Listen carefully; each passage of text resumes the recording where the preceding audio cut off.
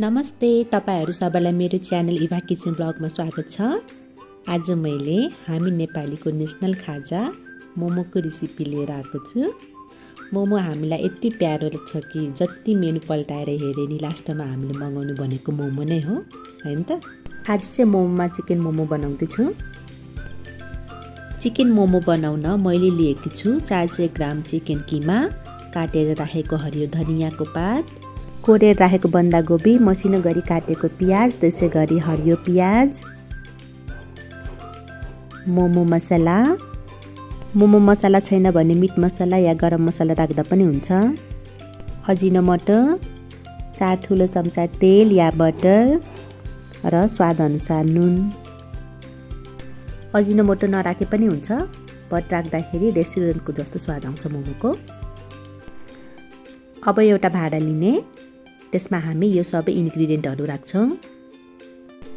तपाईहरुले अदुवा लसुनको पेस्ट पनि राख्न सक्नुहुन्छ। मोमो मसलामै अदुवा लसुन हुने भएकोले मैले राखेकी छैन। तपाईहरुसँग यदि बटर छ भने बटर राख्नु होला। बटरले मोमोलाई एकदमै जुसी बनाउँछ। सबै इन्ग्रेडियन्ट्सहरु राखिसकेपछि यसलाई राम्रोसँग मिक्स गर्नुपर्छ। हाम्रो मोमोको स्टफिङ रेडी भयो। मैले अगाडि नै पिठो मुसेर गोलो गोलो पुरी बेलेकी छु। अब सबैमा मोमोको स्टफिङ राख्दै मोमोलाई सेप दिन्छौं।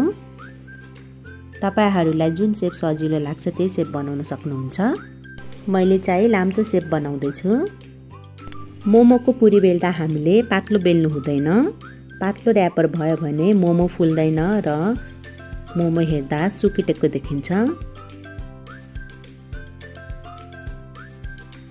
यसै गरी सबै मोमोलाई र्याप गर्ने। स्टिम गर्ने भाँडामा तेल लाउन नबिर्सिनु होला, नत्र भए मोमो टाँसिने डर हुन्छ। अब मोमो पकाउने भाँडामा पानी तात्न राख्ने। पानीमा बोइल आएपछि तयार मोमोलाई स्टिम गर्न राख्ने। यो चिकन मोमो भएकोले हामी यसलाई घडी हेरेर 15 मिनेट स्टिम गर्छौं। 15 मिनेट पछि बिर्को निकालेर हेर्छौं। हेर्नुस् त हाम्रो मोमो पाकेर रेडी भइसक्यो। मोमोलाई आफूलाई मन पर्ने मोमोको चटनीसँग तातो तातो सर्भ गरेर खानु होला। मोमो एकदमै मिठो बनेको छ। तपाईहरु पनि यसरी नै मोमो बनाएर खानु होला, साथीभाइहरुलाई खुवाउनु होला, इन्जोय गर्नु होला। आजको भिडियो कस्तो लाग्यो तपाईहरुलाई? केही भए सल्लाह सुझाव दिनु होला र मन पर्यो भने मेरो च्यानललाई लाइक, शेयर एन्ड सब्स्क्राइब गर्न नबिर्सनु होला। धन्यवाद।